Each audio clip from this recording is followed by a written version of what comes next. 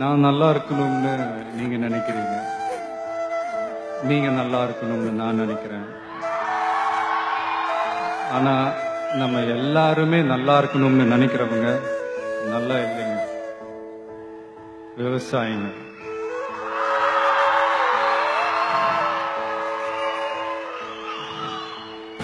அதாவது இன்னைக்கு அவார்டு வாங்கின அத்தனை பேரும் அவங்கவுங்களோட உழைப்புக்கு கிடைச்ச ஒரு பலன்.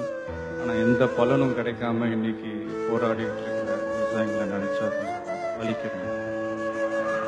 இந்த உணவு, உடை, இருப்பிடம்லாம் சொல்றோம், அதுல உணவுக்கு வேற முதலிடத்தை கொடுக்குறோம்.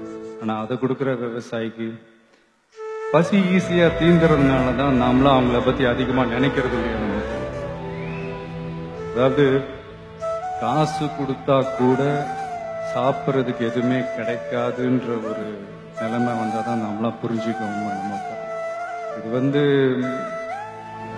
அவசியம்ன்றத விட அவசரமும் கூட. ஏன்னா ஆல்ரெடி நமக்கு ஆரோக்கியம் இல்லாத உணவு தான் கிடைச்சிக்கிட்டு. இப்ப கூட நம்ம முழிச்சுக்கலன்னு வைக்கிறேன், அடுத்த சந்ததிக்கு இது கூட கிடைக்கும். ஒரு என்ன சொல்றேன், சும்மா ஒரு எக்ஸாம்பிளுக்கு சொல்றேன்.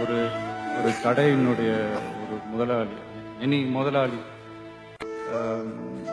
தான் உற்பத்தி பண்ற ஒரு பொருளை இன்னொரு கடையில போய் வாங்க மாட்டாங்க. ஃபார் எக்ஸாம்பிள் சொல்ல போனா, ஒரு நகை கடை ஓனர் இன்னொரு நகை கடையில போய் நகை எடுக்க மாட்டார். ஒரு ஜவுளி கடை ஓனர் இன்னொரு ஜவுளி கடையில போய் துணி எடுக்க மாட்டார். ஆனா ஒரு விவசாயி மட்டும்தான் ரேஷன் கடை கியூல நிக்கிறான். அதுவும் எதுக்குன்னா இலவச அரிசி. இது இந்த இந்தியா இந்த வல்லரசு ஆகணும், அதாகணும், இதாகணும்ன்றதெல்லாம் கூட அப்புறங்க. முதல்ல விவசாயிங்க நல்லா வாழ்ற அரசா மாறணும். அதான் ஏதோ தோணுச்சு, பேசிட்டேன்.